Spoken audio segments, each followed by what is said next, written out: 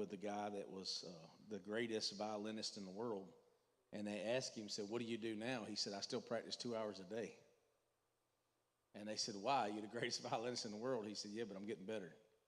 And I kind of like that mentality that we should always be striving to get better. And because I don't think we ever really arrive, unless if you think you have, then you might as well go into heaven and be with Jesus because you're perfect. Is that all right? So Hebrews chapter 13, verse 5. I've been in Hebrews on Sunday. I'm going to hit it again tonight. And so for those watching online, I'm going to continue with marriage finances. Just because I know for a fact that is probably the number one thing that families argue about. And when I hit it, I'm not just going to talk about finances. I really want to talk about the subject of stewardship. I'll be honest, when I was a kid, we never were taught stewardship. I remember going to church all my life and nobody really talking about stewardship. All they told me was that you're going to hell, going to hell, going to hell. Don't do this, don't do this, don't do this, don't do this, don't do this. But they never said anything about how to live life. Matter of fact, if I really think about it, every song we sung was about going home and never about how we deal with it while we're here. And so it was a different concept. And matter of fact, I even remember people talking about, well, go ahead and go borrow this because the Lord's coming back. I mean, I don't know about you. I'm just being very honest. I really thought the Lord would come back before I graduated high school because I was always told the Lord was coming back. And so then I remember joining the military. I'm like, well, the Lord will come back before I even get out. And the Lord didn't come back before I got out. And now I've got grandkids, and I remember saying, I'll never see my grandkids because the Lord's coming back for my grandkids. And not to say the Lord's not coming back. He can come back anytime. Don't misquote that. But the fact is, I think that sometimes as Christians, we forget we still have to live. When I say this, I have heard the dumbest things as a pastor, and I'm gonna be very honest and very open. I had one person told me that the Lord told them they was gonna hit the lottery, so go ahead and spend their money, and that was the reason they kept buying lottery tickets. Well, needless to say, they still hadn't hit the lottery. If they did, I wish they'd pay me back the money I borrowed them. Let them borrow. So, that's not a joke. But really, I'm truthful. I've heard people say that the Lord told me I'm going to hit the lottery. I'm like, well, you know what? Maybe you should have took that $2 or $3 and invested it or done something with it because you still don't have any money. Come on now. I've heard some crazy stuff. So Hebrews 13, verse 5. Keep your life free from the love of money and be content with what you have. Keep your life free from the love of money and be content with what you have. It said, "It never leave you nor forsake you." But listen, there is a problem sometimes with church folk because it's almost never enough. Even when it comes to church, sometimes we're looking for this utopia and always trying to find something better. But the fact is, sometimes you just got to learn how to live life. Is that all right? You got to learn how to live. You got to know how to deal with it. And so let your conduct be without covetousness. Be content with such things as you have. For he himself has said, "I will never leave you nor forsake you." So may boldly say, "The Lord is my helper, and I will not fear. What can man do for me?" So I want to say that to make sure I say this, that you got to believe that God is everything in your life. And if you believe God is everything in your life, then the way you see life is different. So I want to make sure I start that with Hebrews. And then 1 Timothy 6:10. 1 Timothy 6, verse 10. For the love of money is the root of all kinds of evil. Some people eager for money have wandered from the faith and pierced themselves with many griefs. The love of money is the root of all evil. And listen, I don't believe that just money itself is evil. It's the love of money that's evil. But I have a hard time too because I think a lot of people in church have got caught up in that name it, claim it, blab it, grab it jump. And they still ain't grabbed it. Is that all right, Doc? But really, we went through a phase that we said, man, you can just speak to it, speak to it, speak to it. And you were speaking to it but never stewarded anything. I don't care how much you speak to it if you don't steward it. And I'll be honest with you, I hate to say that, but I'm going to go there. I've seen churches mess marriages up teaching this junk. I saw a guy come in one night at a church in Wadesboro, North Carolina, and I'm going to say this, I hope they don't get online. And he took up an offering that night for the church. He got in there because, listen, guess what? There's some preachers that can take up an offering. He took up $11,000 in that little church. He had them giving money that they didn't have. Matter of fact, almost $7,000 of those checks bounced. And that church got stuck paying it because he walked away with that $11,000. Now, I seen my grandma and grandpa my great grandma and grandpa live right beside them. I seen them watch, was it PTL? Was it PTL? I seen them watch that, and they would give money. And listen, I believe that just because of their faith, God blessed it. Because we can't do when people misuse it, that's not our fault. That's if you did it out of faith, I think God does bless it. But I also think that we did things and never taught people stewardship. We did it the complete wrong way. And we began to teach the wrong way, and then all of a sudden families were having problems because guess what? My mom would give in church, but we never had stuff at home. Are we all right? So you have to be careful, make sure that we teach this the right way, because some people right now are probably going to listen and say, well, I can't believe that he's not teaching faith anymore. I still believe in faith. But I can tell you this, and I sit there and watch people all the time. I know some builders that live off money, they live off credit. Living off credit is not true wealth. Because eventually what's going to happen, it's going to come back five because you got to pay that thing back. If something happens, you got to give that money back. You living off the profit of the next house. Are we all right? And so it's amazing to me because right now I need another machine. And I had a company call this week and say, hey, you only have, they know. Said, you only got 2 payments left on your machine. We want to offer you another loan. And I'll be honest, I looked at Sherry, I said, we only got 2 payments left? She said, I thought we had 10. Well, I remembered who it was, pulled it up, and I said, no, we only have 1. The thing's 1 more payment left, July 25th, that's it.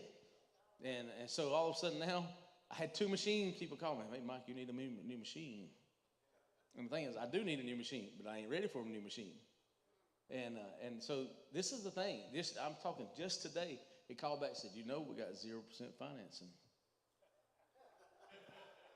And I ain't gonna lie to you. I said, send me a quote. Because if you're gonna pay for it, I might take you up on it. Because that tells me you in trouble. You got to move some product if you offering 0% financing. So I'm able to will and deal with you. But listen, that is the problem, and I'm gonna get into that in just a few more minutes. I'm gonna hold it back. So 1 Timothy 16, verses 17 through 19. Command those who are rich in the present world not to be arrogant, not to put their hope in wealth, which is so uncertain, but put their hope in God, who richly provides us with everything for our enjoyment. Command them to do good, to be rich in good deeds, and to be generous and willing to share. In this way, they will lay up treasure for themselves as a firm foundation for coming age, so that they may take hold of life that is truly life. I'm going to give you a couple more scriptures. Proverbs 3, verse 9 and 10. Honor the Lord with your wealth, with the first fruits of your crop. Then your barns will be overflowing, and your vats will be brimmed over with new wine. Proverbs 10 and 22.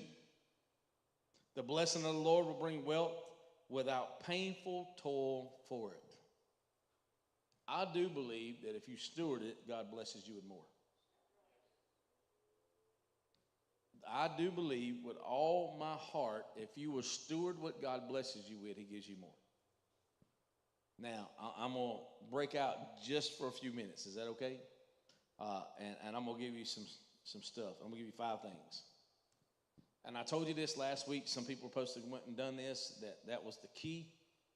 Was number 1, I said, you have to, I don't care who you are, you have to get on a budget.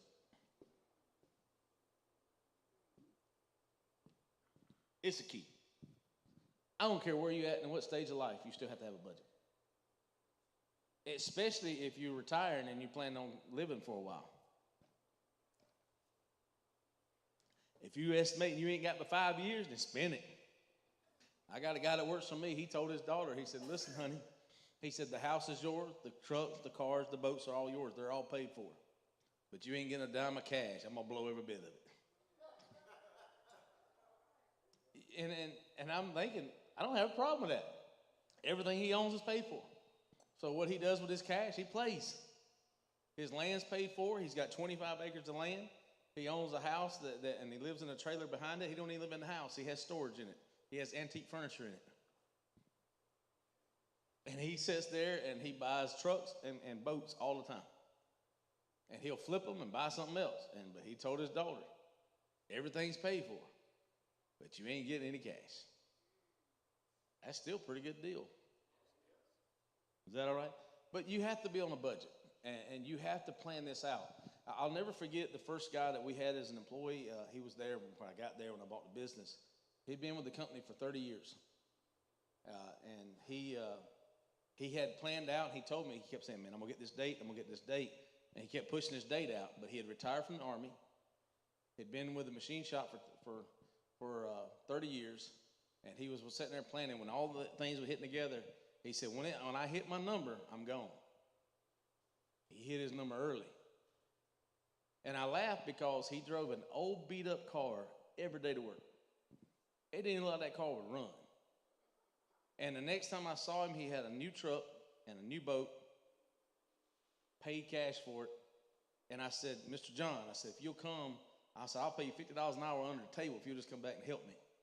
He said, I ain't working no more. He ain't ever been back, not even to say hello. But he had a plan. He had a budget. And I sit there and think about these young people with these stupid cars and stupid things, and this guy's driving this old beat-up car, but he knew exactly what he was doing. He knew the number he needed. He knew the number he wanted, and that's what he lived off of. And then when he got ready, he was ready. And that's being a steward. So you have to get on a budget, guys. If you don't get on the budget, I don't care who you are, but I'm going to go through the budget. I'm going to save it after 5 and break it down. Is that okay? And number 2, and this is where everybody's going to start yelling. You got to get out of debt.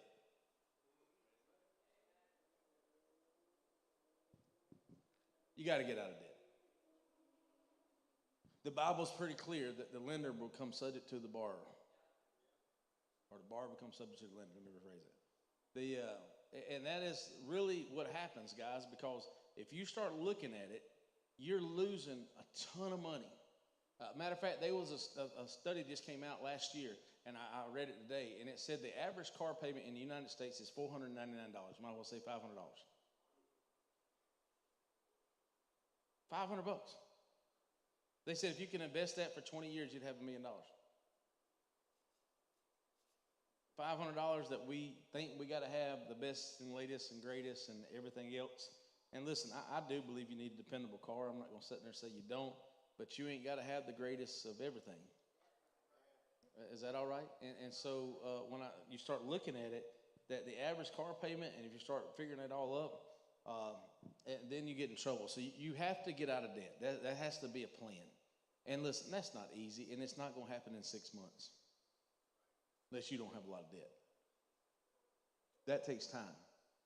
That takes planning. It takes preparing things. And my buddy, my best friend, Ken, remembers meeting him. He died in 2004, and I'll never forget that he started on a plan to get out of debt. And he had 2 or 3 credit cards. And when he started planning, I saw God start moving in his life. And I'm not saying this in a joking way. He worked on MRIs and CAT scans. He worked for Siemens. And he would go in and he would calibrate CAT scans, MRIs, super smart guy. And what they were doing, when they would upgrade certain things on the machine, they would just take parts off and they just let him have them. And these parts had sit in his garage for years. Baby, am I telling the truth? They sit in his garage for years. Well, finally, when things started happening, you could put stuff out for sale other than in your local paper. There was a guy that called him out of Texas and bought some of those parts, and he was able to pay off a $50,000 credit card in less than 6 months. Just because he started being a steward, and all of a sudden God just started moving things and helping him get out of debt because he was stewarding it. And listen, I really believe that when you start stewarding, God just puts things in pass. It really does. When you start stewarding, God puts things in pass, and you have to be able to plan to get out of debt. Is this all right? Now, once this happens, y'all going to start getting mad at me. You got to be careful and foster certain relationships.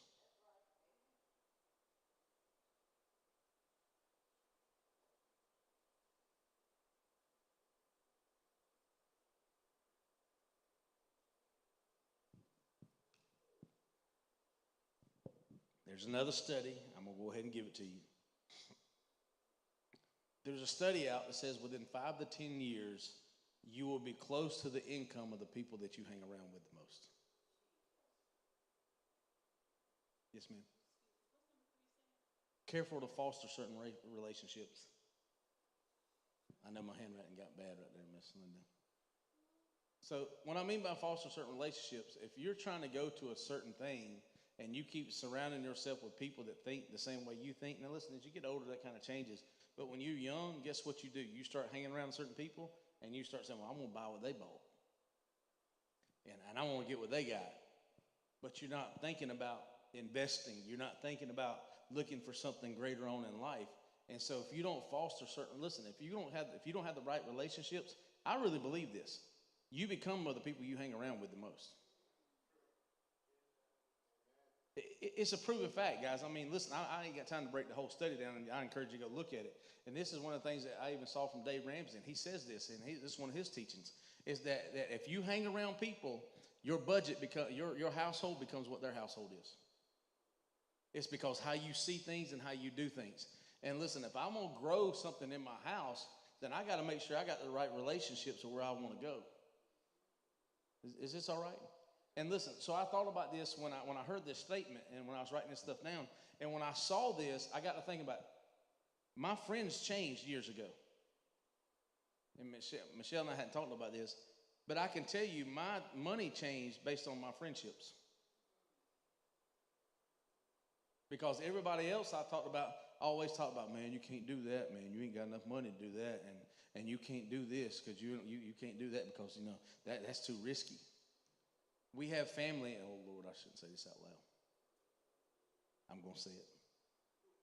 That every time we talk about doing something, they'll say, you shouldn't do that. You can't have renters because you don't need to have renters because you might get in trouble and they might not pay you. And every time we start to talk about something that we would do, we had family that said, you really shouldn't do that because, that's risky. You know why? Because they have their mindset of where they've always been. I'll never forget my mama, who was the most godly woman I'd ever met. I love my mama. The first time I walked in her and told her that I was quitting my job and go full-time in the ministry, she said, the Holy Ghost didn't tell me that. Baby, am I telling the truth? Listen, my mama, who was always like, you do what God tells you to do. You do what God tells you to do. And I finally said, Mama, the Lord told me to quit my job and go full-time in the ministry. She said, God didn't tell you that. He didn't tell me that. I've been praying. God didn't tell me that. I'm like, Mama, you ain't my Holy Ghost. You're my mama. And I will never forget that because here it is, a woman of faith and how she walked. But when I said that, you going to quit your job and go do what? God didn't tell me that. I said, Mama, it ain't what God told you, it's what God told me. And so, but I'll never forget that because the mindset of where we came from is you didn't do stuff like that. If you had a good job, you did everything you could to keep that job. And you never thought the grass might be greener on the other side. Come on now, you know what I'm talking. And then, listen, there's also a thing where people are so fearful to go try something new that they'll stay in bondage. But if you get around different people that makes you think differently, you'll do things differently. Is this all right? Okay, I'll go ahead and tell it. I've been looking at buying a yacht. If y'all don't know it, I'll go ahead and tell it out loud. I went and looked at boats. We went back to Florida 2 times, the reason I went and looked at boats. And people said, I can't believe you looking at boats. And they're high-dollar boats. I'm not talking about a play boat. It's a yacht. And the reason being is because when I started looking at it, the man said, you'll never make a payment on it. They lease for $400 an hour. He said, you can lease it for a half a day a month, and you'll never pay on it. So I've been figuring up the insurance and what it cost me to store it and everything else. And so I already go ahead and tell you when y'all start your hate mail saying, Pastor's got a yacht, Pastor's got a yacht. I ain't doing it for you. I'm trying to make some money because it's an investment. And I'm going to use it. And I'm going to take pictures and put them all out there. No, I'm just kidding. I'm joking. That's a lie. I ain't told many people. But no, I mean, I'm not saying I'm going to buy the yacht, but I'm telling you, there's nothing wrong with looking at investments. And everybody said, man, you crazy for doing that. Why? If it makes money. I'm looking, what's the difference between investing and buying a house and buying something that I know I can put in Charleston where they can put no more wedding venues? And so as soon as I did that, I started looking, and I saw people looking for boats to do their weddings at and doing their wedding parties. And then I started looking at what it costs. And so I know what it costs to rent a boat in Miami. I know what it costs to rent a boat in Jekyll Island in Georgia. And I know what it costs in Charleston. And I know what it costs in Morehead City, North Carolina. Because you know why? I want to know how much money I can make. It's an investment. And I'm going to enjoy it. No, I'm just kidding. I hadn't talked myself into it yet. So number 4. So foster certain relationships. Save and invest. Now, as you get older, saving and investing changes. When you're younger, you put everything in the highest risk you can. You know why? Because you ain't got that big of a risk. As you get older, how many know your risk changes? You have to start putting things in a little bit more conservative. When you're younger, you can do that. But I also believe that people that know how to make money know how to make money. So I have a friend that lost everything in 2008. He was a very wealthy guy, very, very wealthy guy. 2008, he had invested so much money that when the market collapsed, he lost it all. 2 years later, he went and he bought an apartment building. Remodeled it, leased it out, paid it off, went and bought more properties. And I know some of the properties he flipped them for $1 million, $2 million a piece. You know why? Because he understood that I have to save and then invest. And then invest, and then he'd become debt-free. And then he'd invest and become debt-free. It amazes me how people can lose it all but still know how to do it. Come on. This is what kills me. Guess who is the worst at this right here? Say it out loud. Christian church people are the worst at saving and investing in anything. You want to do something in the kingdom, and it's almost like you got to drag feet to do it. Oh, come on now. I've got friends outside that all of a sudden I'll start mentioning something about going and doing something, and they'll come by my shop and drop $1,000 off on my desk. I can't tell you how many times this happened. They don't go to church, but they'll invest in something. They're more generous than church people. Oh, come on. You know that church people are the worst tippers, right? Y'all do know that, right? Saving and investing has to be a part of everything. I don't care what stage of marriage you at, you have to start there. And I can tell you that we had that survival mentality when we first got married, and we never saved anything. And you know how Mama used to say, you better make sure on, on a cold day or something? On a rainy day, something might happen. And you don't ever think your car's going to tear up. You might not, might not blow a tire. You don't think something's going to go bad. And then all of a sudden, when it goes bad, you don't know what to do. It's because you didn't save and invest. As soon as you got it, you wanted to spend it. And I just sat there and looked sometimes like, I asked a young guy one day, I said, man, how do you do so many vacations? He said, man, I'm going to enjoy my life. I said, you're enjoying a lot more if you got something left over. Because I guarantee you one thing, since we're talking about marriage, when you ain't got it, she's going to be mad. She ain't going to care how many vacations you took her on when she can't fix her hot water heater. She ain't going to care how many vacations you went on. She'll forget all about those things. And she's going to look at you saying, well, you dummy, you the one wanting to go. When she can't fix her car. Is this all right? This is practical teaching right here. Because guess what? We never prepared for anything. And we never were taught, well, we walk by faith, Pastor. I never saw where Jesus said walk by faith and never steward nothing. Walking by faith is also being a steward. It's preparing.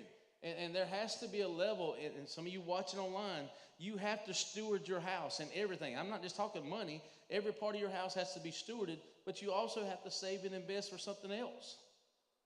Because guess what? Times change. Your likes and dislikes change. Who you are changes. The economy changes. Everything changes. Listen, and I hate to say this, but I'm kind of like, I am like Ramsey on a few things. The government ain't going to save you. I don't care who's the president.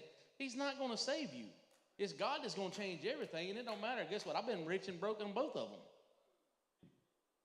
If you don't know the truth, it doesn't matter. It's about how you treat it and how God blessed you with it and how you treat it and how you live by it, and you got to look towards the future and not just for today. And I still believe this, and according to the scriptures, that a wise man leaves an inheritance for his children's children. But you have to save and invest. And then the last thing I'm going to tell you before I get into the good stuff is this. Let me make sure I write it the way I put it. You have to have a spirit of generosity.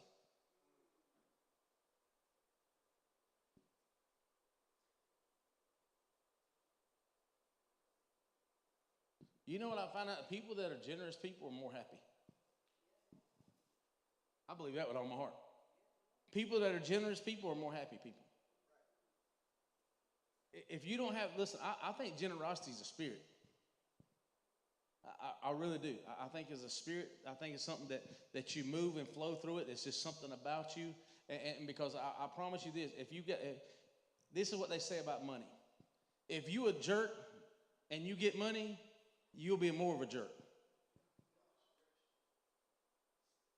If you're an unhappy person and you get more money, guess what it does? It multiplies. You'll be more unhappy.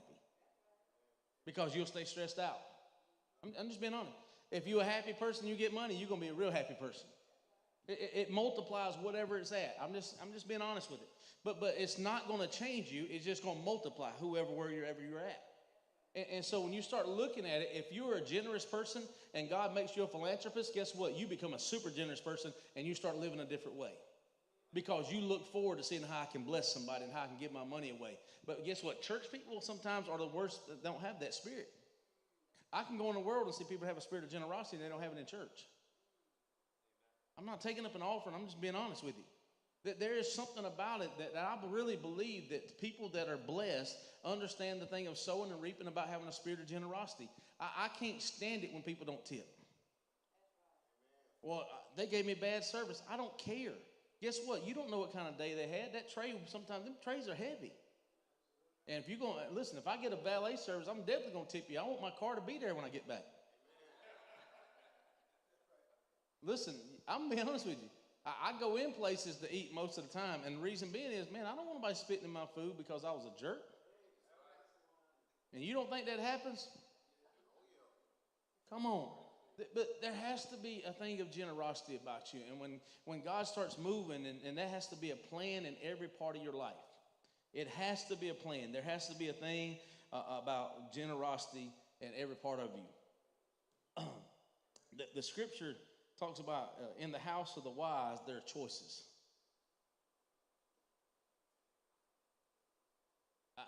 If you look at that, most people in the Bible days in the Mediterranean, they didn't have food.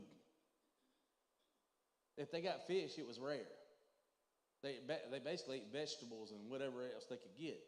But when it talked about, the Bible started talking about people that had choices, they were the wealthy part. They had spices. They had things that they could put on their food, and they could eat meat, and they could do different things. You know why? Because they took care of it. There's something about when you steward it and you take care of it, God blesses you with more of it. But if you don't steward it, I don't care about all this stuff of naming and claiming if you don't take care of it. You have to manage it. And guess what? When you're in debt, you're paying them more money than they're paying you. I can promise you that. That's really what happens. I talked to you about JCPenney last week. So let me give you something. And this is kind of a Ramsey thing. It's one of the few things I do agree with. I'm just kidding. It's just a joke. Just a joke. Just a joke. Can I erase some of this? Oh, this board erases.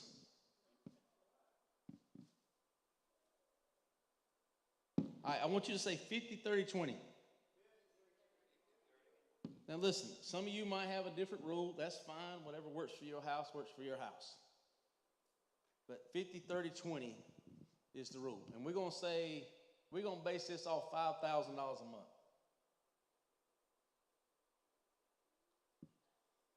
$5,000 a month. All right? So they call this the 50, 30, 20 rule. I know some of y'all are real smart and you've already heard this before. Let me know the 50, 30, 20 rule. Anybody? Nobody's ever heard 50, 30, 20? So 50, 30, 20 is that 50% of your money goes to your needs. 50% goes to needs. All right, since we all here, what is needs? Roof. In other words, your house, your rent, whatever you want to call it. Food. Now, and I'm going to get into this, and I hope you watch it online. There's a difference too. Sometimes you got fixed costs, and you have variable costs. You got to be able to budget fixed costs and variable costs. Anybody know what I mean by fixed costs? Fixed costs means it don't change. You got the same payment every time. Variable costs is when you don't know.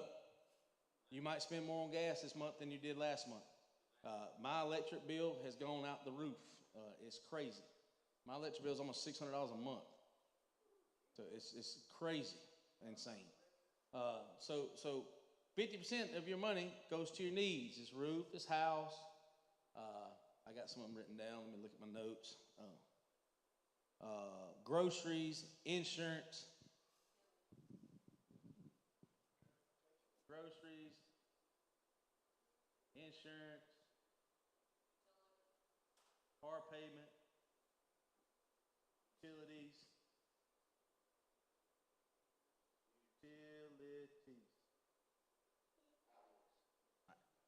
So that's kind of the basic right there, right? That is 50%. Now, I'm going to be honest with you. It's hard to get a house payment or rent a place in Spartanburg County under $2,000. If you don't know that right now, a one-bedroom apartment right now in Spartanburg is about $1,400. It's really crazy right now. So if you make $5,000, I'm talking about bringing home $5,000. I ain't talking about making. I'm talking about bringing home $5,000. $2,500 don't go that far.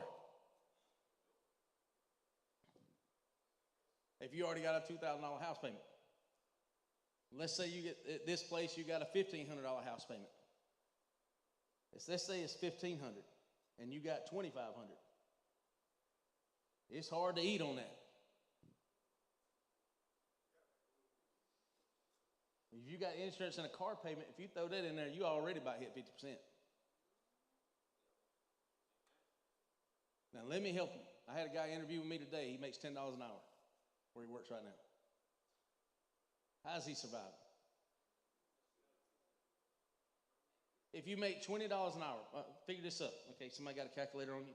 Let's say you make $20 an hour. And see, some people live in a bubble, and they think that that's unrealistic. But most people that work a real production job in the South, that's what they make. They make about $20 to $25 an hour.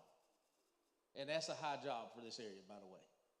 And so when I started talking to some fellas about this a couple years ago, they kept saying, man, nobody lives off that. Oh, there's a lot of people live off that, and they don't get 14,000 vacations a year. They get 1 or 2 weeks, maybe, paid vacation. So at $20 an hour, your salary, you times that times 2,080. What's 20 times 2,080? 41,200. 600. A guy making $20 an hour, that's all he brings home a year. That's not even $5,000 a month. Are we all right? So sometimes church people, we don't see if you got money, you don't see it this way. But the average guy working at BMW, what does he make? About $25 an hour? Mark, what is it? 35 now? So $35 an hour times that by 2,080, that's about bringing home $5,000 a month. Is this all right? And so this is where people live in this bubble, and I'm thinking, like, that's unrealistic. Because I grew up with people that worked mill jobs that didn't make that much money. And then you get somebody that's working at a production job, and they're going over and they're not making that much money, and then they're struggling to make this meet, because even at let's say $35 an hour, still only about $60,000 or $70,000 a year. So it's still, you only bring home about that. Is this all right? So the reason being is that's 2,080 is considered 40-hour work week for a whole year. So when you go get into a job, and you want to get a job, and you saying, what's my salary? Saying they're not paying you by the hour. They take it basically whatever it is and divide it by 2,080. That's what you make an hour. Don't seem that much when you start thinking of it that way, does it? 30% is your wants.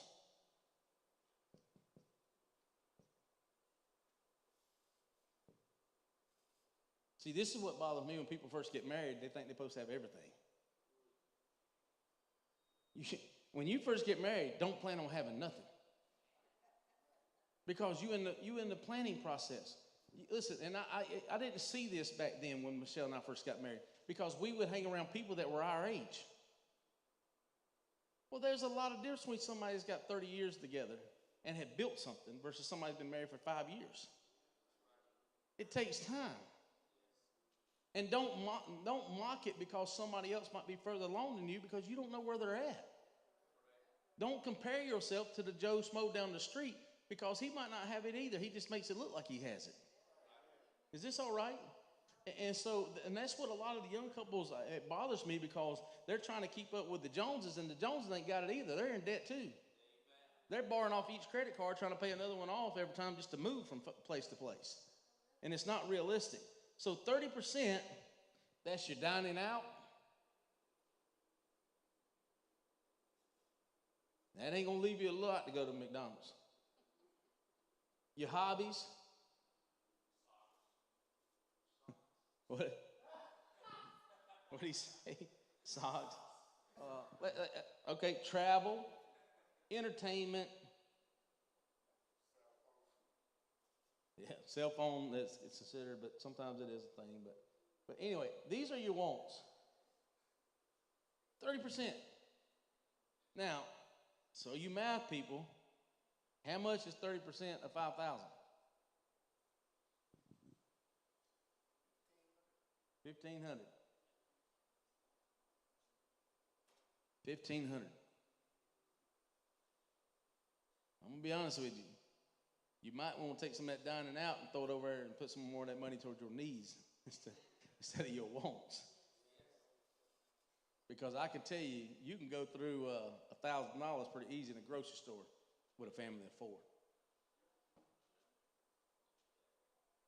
So here we go. Now, the last one is this is your savings and investments. Can I just put S and I right here? Well, let's throw it up here. We'll throw it up here. S and I. How much is that? 20%. Everybody with me? Now, 20%, if I'm going to teach you the biblical way, 10% of that's already tithing. Just so that y'all know that. I'm just showing you out here, so don't say, Pastor didn't put in tithing. I'm just trying to get you somewhere, because to me, tithing is an investment. All right? So, savings is you're putting this away for an emergency fund. What else? What are we saving for? Retirement. You can actually save for vacation, nothing wrong with that. But also investing. So let me take you back to this. And I'm not going to write it on the board, so I'm just going to tell you this. Let's say you invest 10% of your money. 10% of your annual revenue. Are you with me? I want you to write these down, because I ain't got room on the board.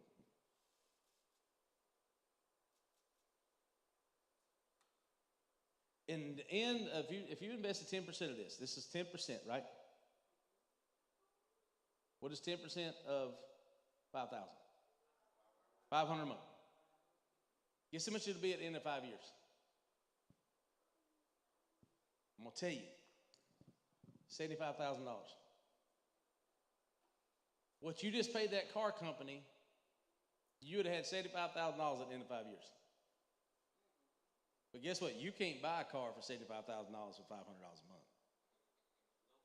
Just letting you know that. Your car payment is going to be about $1,200, $1,300 a month on that car. Trust me. It's more than $500 a month. You know what it'll be at the end of 10 years, that $500? $185,000. Now you got to understand, you don't go into addition, you go into multiplication because you're getting paid interest, right? Are you still here? Are you sure?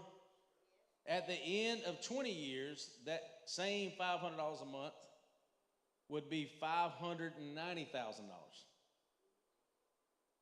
at the end of 20 years. If you wait 30 years, that $500, this is talking about a small, I ain't talking about a real aggressive money thing. It's $1.5 million. $1.5 million. You can pretty much about retire off $1.5 million in 30 years. Let's say you were 18-year or 20-year-old family, and you just got married at 20 years old, and you said, hey, I'm going to take and I'm going to put this money back. At 50 years old, you got $1.5 million. That's a pretty good chunk of change. I bet you a lot less stressed. Because even if something goes bad with the market, that money's still going to be there because it'll rebound back. Proven fact. Is that all right? So when you sit there and you got to look at this, all of this stuff together, the 50-30-20 rule is pretty consistent. Now, this is the problem. Most people don't do either of these two. I would say, I'm just being honest with you, the average family, I've been thinking about this for a week. In South Carolina, about 70% of their money goes to their needs. 70%. And you wonder why their marriages are struggling. Everybody wasn't taught how to handle money. Everybody wasn't taught, listen, it's awesome because I see some of these young guys that learned a trade skill, and they learned a trade skill, and that's great you learned a trade skill because you can make a lot of money. But if you don't invest that money, you're in trouble. Because guess what? That thing can dry up tomorrow. Before July 4th, guys, I was stressing. I went into prayer mode. You can ask Michelle. She said that my demeanor was changing because I knew, I was like, man, I got to get some work. And guess what? When you need it, you got to go and work more. I had to start making phone calls. And I'm going to tell you how God does stuff. And my wife will tell you this is the truth. I promise you it happened yesterday. While we were on sabbatical, we went into a place, there was a little bitty dive place. We love the little dive mom and pop places. And we met an 80-year-old man. I think you heard me talk about him. Some of you didn't. And he sat down beside me. And while he was there, he started telling me his life story, and I was laughing at him, and he told me how pretty Michelle was, and we were sitting there, and he goes, man, he said, I work about 15 hours a month, and I still make $60,000 a year. He's 81. And he said, I developed something when I was a machinist for boats. And I said, well, that's funny. I own a machine shop. And so me and him just kind of hit it off. His name was Richard Tilley. That was 4 months ago, at least. He said, well, you know, I got a friend. Her dad used to be my business partner. And said she has a company over there, and she's always looking for somebody to do things. And he gave me her number. I put it away somewhere. I don't even know what I did with it. You know, I'm thinking, this is an older guy. And he got my number. Yesterday, I got a phone call.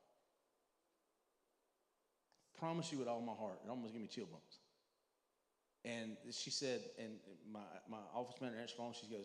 She said, yeah. He said, my name's Lisa. Said Mike met Mr. Richard at the beach, and he gave me his number. And he was telling me about him and said, would he be interested in doing some work for us? we can't find anybody in Chapel Hill, North Carolina. So she said, so I called her back yesterday afternoon. She said, so I hear you met Mr. Richard. She said, he's something else, ain't he? I said, yes, he is. Because he was a character. And I said, and she said, yeah, he was a good man. Said my daddy put him through all kind of stuff, and he never flinched because he didn't let it faze him. And she said, and we still good friends to this day after my dad's passed away. And said they were in business together for years. She said, I got this project, and we can't find nobody to do it. Would you be interested if I put you with 2 engineers? You can't tell me that sometimes people just put people in the path. So here today, I've got emails with projects, and I've had 3 new companies in the last 3 days call me. But, you know, sometimes it ain't sitting there, God saying, giving you money. He's giving you an opportunity. And I've heard my pastor say this for many, many years. He said, big doors swing on small hinges. You might want to write that down if you don't remember it. Big doors swing on small hinges. Sometimes what you think is the smallest opportunity might be the greatest door you've ever walked through. What you thought was a nothing thing, all of a sudden God really had a big door this big, and you thought it was nothing because big doors swing in those small little hinges. So when God opens something, you don't never know what he's doing. But listen, I don't think he opens those things if you're not stewarding. Is this all right? When you steward it, listen, that's your house. That's your responsibility. If we go back to the parable of the talents, what was it all about? It was about stewardship. Everybody talking about the other part of it. No, that whole thing was about stewardship. Are you taking care of what God blessed you with? And God said, I taught you the right way to do it, but you wasn't listening. I showed you that I reap where I have not sown. I showed you that I invested my money, and when I invested my money, it always brought me a return. This is a New Testament parable. So you got to understand that if you're not stewarding and investing what God blessed you with, how can God bless you with more? And so guess what? In a marriage, you got to understand that, yeah, I understand all this stuff, and I understand this, but sometimes you need to take some of this when you're younger and put it over here. Let me say that again. You need to take some of this want money, and if you need it for needs, yeah, but if you can, put it over here in investment and savings. You don't want to work your whole life. I got a guy that works for me now. He's fighting cancer, but he can't go home because he can't survive. And to be honest with you, any other business probably would have let him go because of the fact that he can't really do anything. You know why? Because, listen, he's 70 years old and can't quit because he never did any of this. Are we all right? If you don't do this, then when you sit there and think, well, that's just how God had it. I had to work hard. No, there's something about working hard and being stupid. Sometimes you got to change. You got to change how you do things. You got to change how you want things. And especially all these young couples that I hope are watching here, quit worrying about all of this junk and start worrying about these two. You can't look. Listen, I'll be honest. You can't look at people in their 50s that's already been through it and already got something put back. You got to look at somebody that, you can't sit there and compare yourself to them. You can't compare yourself to somebody that was given a hand up. You looking at somebody that went through 2 businesses and 3 businesses, got $300,000 and they were given to them. And yeah, they can go through that. You know why? Because somebody gave them that. But if you wasn't given that, you got to work harder. Sometimes when you're giving it to you like that, you don't respect it. You got to learn to respect it. Listen, I made my boys mad yesterday. I said, look, I'm short-handed. When y'all get home, y'all need y'all to chop. You're going to be pushing buttons. Daddy, what do you mean? You coming to push some buttons. Daddy's tired. Daddy's short-handed. Them boys up there loading parts today. Guess what they're going to be doing tomorrow? Loading parts. You know what they're probably going to be doing on Friday? Loading parts. You know what Mike's going to do tonight? Load some parts. Now, I wish I could go to sleep, but I ain't. I'm too far behind already. But I'm grateful for it. I'd rather be too far behind than sitting there struggling. And it's something about it that, man, I want to be a business owner if I can go home. That's about the dumbest thing I've ever heard right there. That's like, you really got this part messed up. I want to go home. It's different between want and can't. I'm over here in the needs category. my wants is gone. Because Michelle said bring a check. She wants that yacht. She don't even swim. I know how to get rid of her now. No, I'm just kidding. I'm just playing. I'm joking. Stand to your feet, guys. Let me get you out of here.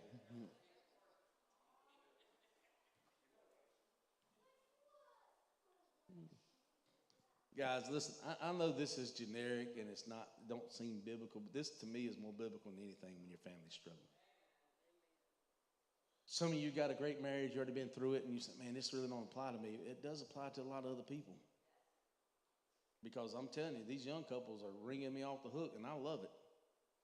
Because you know why? They need it. And they needed somebody to stand beside them and say, look, man, don't do what I did. And I'm one to first tell you, I did a lot of stupid stuff. I'm going to probably do some more stupid stuff, but I've done a lot of stupid stuff, but I'd rather try to do something to make money and change my life, change my family, than to sit back and just hope it's going to change. Sometimes you got to change. You keep doing the same thing and it ain't changing, and that makes you really dumb. So, and I heard a guy say today, he said he came up to the young guy and told him, said, why are you doing it that way? He said, because this is how I do it. He said, well, change. The guy said, well, I don't want to do it that way. I want to do it this way. He said, change. He said, he told me 3 times, he said, this is my business. I said, change, you'll get fired. He said, okay. Sometimes you got to change. And I hate to say it, but sometimes Christian people talk about change, but they don't change. And that's the part of being growing. Listen, when Christ got the disciples, he was trying to change them. Luke was a tax collector. No, Luke was a physician. Matthew, which one was tax collector? Matthew was tax collector. Man, I almost messed that up, didn't I? Matthew was a tax collector. You don't think he had to see things differently? He got Jesus in there talking about giving. He's thinking, no, we're taking this stuff. Luke wanting to go in there and give him some medicine. Jesus said, no, I'm just going to pray for him. You got to change. It's a different way of seeing things. So let me pray for you. Here we go. God, thank you so much for everything that you've done. Thank you for your word. God, I pray that some of these young people are sitting there doing a budget. They're talking about it. God, I pray that they remember the week before when we talking about the communication is the key. They need to sit there and communicate. They need to talk. They need to address it. That way, God, they can grow together, and it ain't just one doing it one way. Lord, and when both of them know what's going on, it changes.